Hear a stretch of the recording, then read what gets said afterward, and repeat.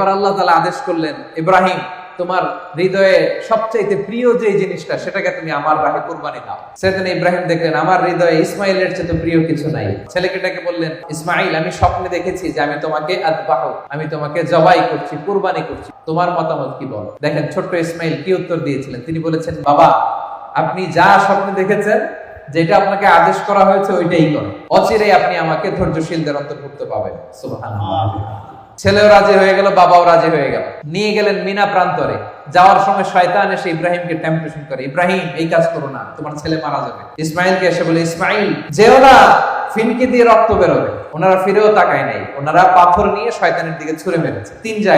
তিন জায়গায় শয়তান এসে টেম্পটেশন দিয়েছে, ধোঁকা দিয়েছে। 3 জায়গায় তারা শয়তানকে পাথর ছুঁড়ে মেরেছে। এই পাথর ছুঁড়ে মারার দৃশ্য, এই দৃশ্য আল্লাহর কাছে এত ভালো লেগেছে, এই 3 জায়গায় কিয়ামত পর্যন্ত পাথর মারা হাজীদের জন্য আল্লাহ তাআলা হাজীদের উপর ওয়াজিব করে দিয়েছেন।